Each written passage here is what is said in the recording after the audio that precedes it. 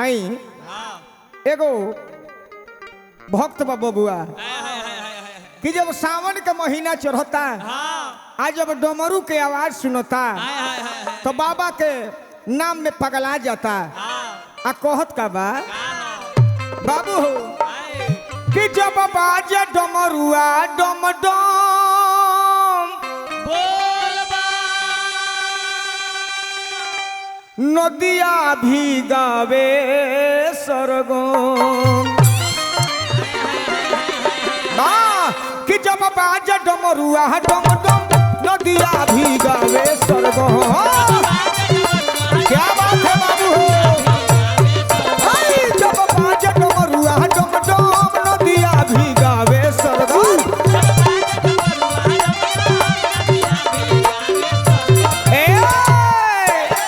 भगती का जगावे सब लोग में डूब जोर जोगिया डूब जोर मनवा डमरुआ वाला जोग में डूब जोर जोगिया डमरुआ वाला जोग में। ये बात बाबा क्या बात है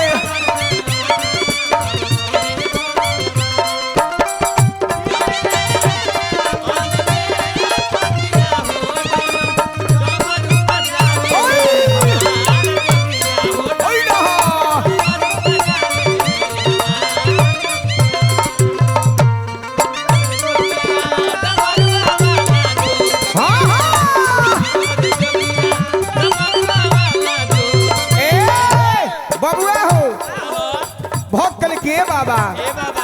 डमरू के ताल पर के ना नाचल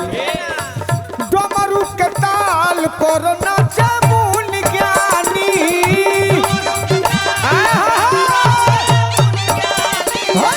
डमरू के ताल पर नाचे मुनि ज्ञानी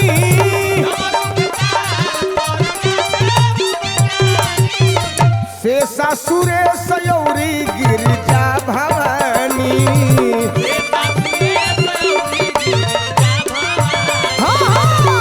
सासुरे सयौरी गिरिजा भवानी। ए बाबा हमरा जो स्नादान पर ध्यान रखी भक्त के महाराज दादी सहारा बाबा दादी सहारा हमारा दुखावायो नेर पर डूब जोर जोगिया डूब जोर मनमो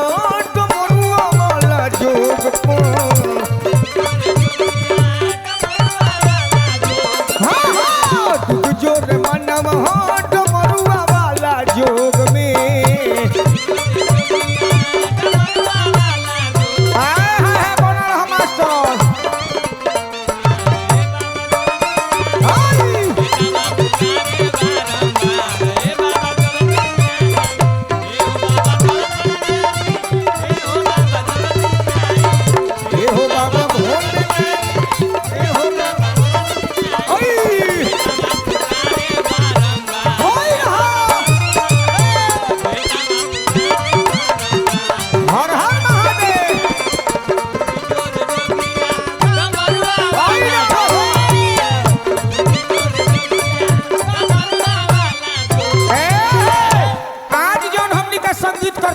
दीपक जी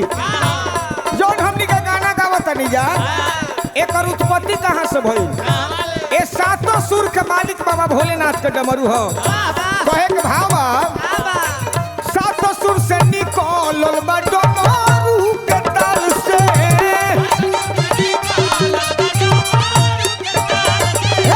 सातों सुर तो निकलल बा डमरू के ताल से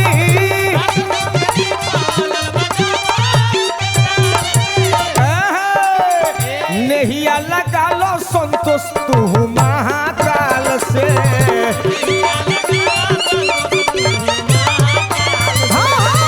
नहिया लगा लो संतोष तू महाकाल से आय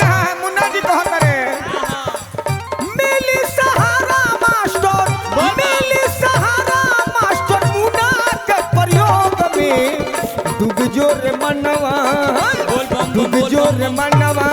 डमरुआ वाला जोग में चलो डुग जोर मनवा डमरुआ वाला जोग में डुग जोर जोगिया डमरुआ वाला जोग में